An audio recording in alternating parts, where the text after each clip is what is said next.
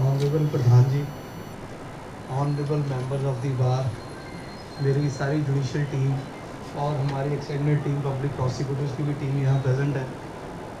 सबसे तो पहले मैं आप सभी का अपनी सारी टीम की तरफ से हमें यहाँ जो आपने बुला के मान और सम्मान दिया है उसके लिए बहुत बहुत धन्यवाद करता हूँ। आध्यात्मिक तौर पे मैं आपके आगे कन्फेस करूँ, मैं इतना स्ट्रांग नहीं हूँ जितने इतने वक्ता भोला जी, चौहान साहब, खुरानिया जी बोल के गए हैं। तो मेरा तो ज्ञान यहीं आके ज़्यादा बड़ा है। तो मैं सिर्फ इतना ही कहूँगा कि जितनी भी महान शख्सियतें जिनको हमने रेफ़र किया, अगर हम इनकी बातों को अपने आचरण में लेके आएँ तो उससे हम सारे समाज का कल्याण कर सकते हैं। तो जैसे भी हम जिस भी प्रोफेशन में हैं, जहाँ भी हम काम कर रहे हैं, अगर हम इन बातों को अपने आचरण में पार्ट ऑफ अपनी लाइफ का बनाएंगे तो डेफिनेटली हम अपने आप को और सारे समाज को अपलिफ्ट तो कर ही सकते हैं। और एक अभी चौहान साहब ने लक्ष्मी जी की बात करी थी और उन्होंने स्पेशली कहा था गर्ग साहब बताएंगे।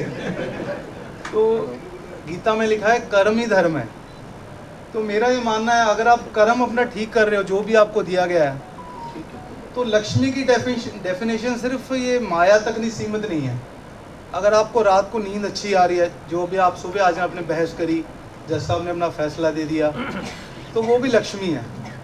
अगर आप अपने समाज में 4 बंदों के साथ सुबह उठ के चाय पीते हैं, कहीं सैर करते हैं और वो आपकी पीठ के पीछे आपकी तारीफ़ करते हैं, बंदा ठीक है, तो वो भी लक्ष्मी है। अगर आप खुद स्वस्थ हैं, आपका परिवार स्वस्थ है, आपका समाज जिसमें हम रह रहे हैं वो स्वस्थ है, तो वो भी लक्ष्मी की डेफिनेशन है। तो मैं इस डेफिनेशन को अपने पे भी लागू करता हूँ और सभी को कहूँगा कि लक्ष्मी को आप वहाँ तक सीमित न रखें, इस डेफिनेशन के हिसाब से परस्यू करें और फिर आप देखिए आपके अपने अंदर भी एक शांति, एक स्वभाव पैदा होगा और आप समाज के लिए भी डेफिनेटली लक्ष्मी से ना किसी और तरीके से कर सकेंगे। समाज के हमने बेसिकली उद्धार करना है, जैसे मर्जी कर लें। तो हम अपने कार्य से करते हैं, आप अपने कार्य से करते हैं। तो मैं ज़्यादा ना कहता हुआ बस एक बार अगेन सभी को बहुत बहुत नमन करता हूँ और बहुत बहुत धन्यवाद करता हूँ। जय हिंद।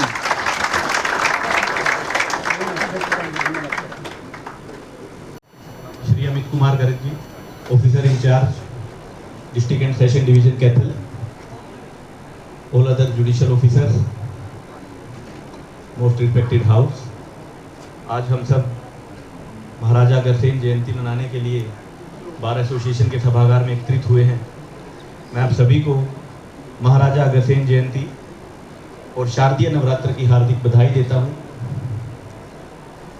जैसा मेरे से पूर्व बोलने वाले वक्ताओं ने बताया कि महाराजा अग्रसेन का जन्म प्रथम नवरात्रि को, जिसे हम प्रतिपदा कहते हैं, प्रतिपदा के दिन हुआ था।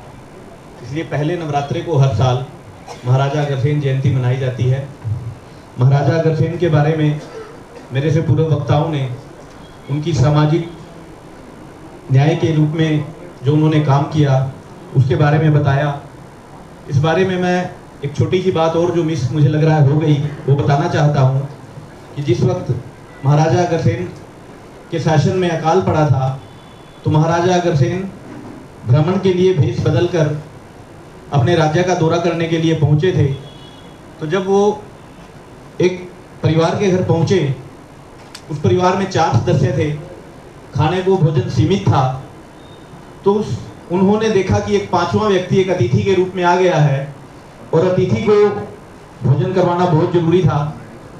तो चारों लोगों ने अपने अपनी थाली में से थोड़ा थोड़ा हिस्सा निकाल करके उन 5वें व्यक्ति को, जो महाराजा अग्रसेन जी स्वयं थे, उनको दिया।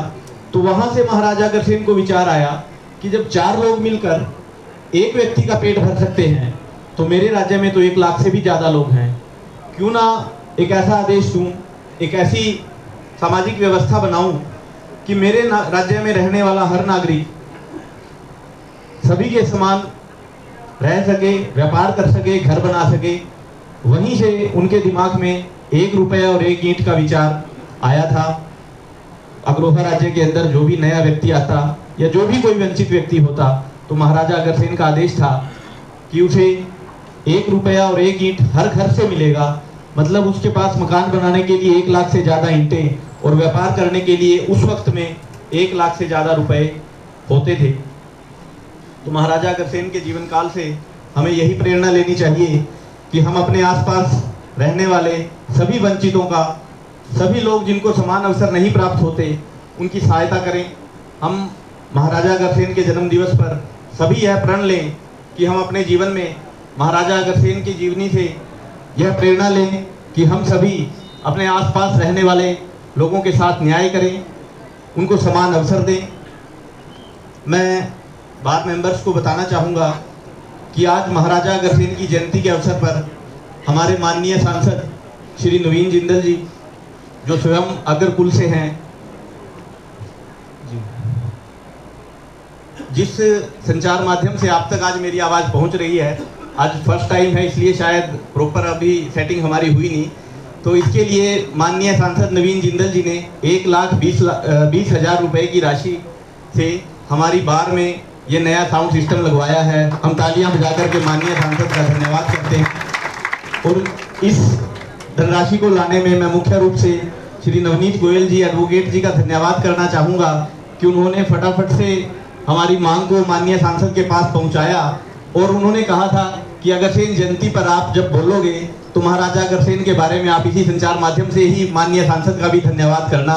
मैं उसके लिए नवनीत गोयल जी का भी बहुत धन्यवाद करना चाहूँगा। आज का ये आयोजन हमारे मानद सचिव श्री सचिन सिंघल जी, अंकुश जिंदल जी, हिमांशु गोयल जी और उनकी युवा टीम सभी साथियों के सहयोग से संपन्न हुआ है। मैं इतने अच्छे आयोजन के लिए हमारी टीम को, इसको भी धन्यवाद देना चाहूँगा।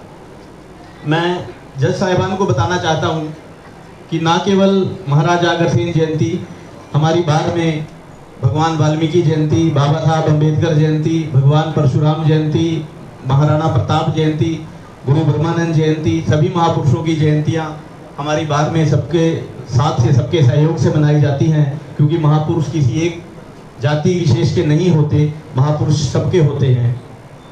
जैसा कि मेरे से पूर्व बोलने वाले वक्ताओं ने बताया कि महाराजा अग्रसेन धन धान्य से परिपूर्ण थे, बहुत दौलत थी, बहुत दान करते थे और महाराजा अग्रसेन अपने आने वाली पीढ़ियों को भी वरदान दे करके गए थे कि हमारी सामाजिक व्यवस्था में, हमारे एक सामाजिक ताने बाने में, जैसा हम सबको पता है कि धन धान्य से वैभवपूर्ण महाराजा अग्रसेन का हर वंशज, हर जो महाराजा अग्रसेन की अगली पीढ़ी है वो सभी धन धान्य से परिपूर्ण होती है, ऐसा हम सभी मानते हैं। और मैं परमपिता परमात्मा से ऐसा कामना करता हूँ कि ना केवल भगवान अग्रसेन के, महाराजा अग्रसेन के वंशजों पर, बल्कि सभी जाति के सभी लोगों पर महामाई की, भगवान महालक्ष्मी की, सबकी कृपा भगवानों की सब पर बनी रहे। आप सब यहाँ पर आए, आप सभी का बहुत बहुत धन्यवाद।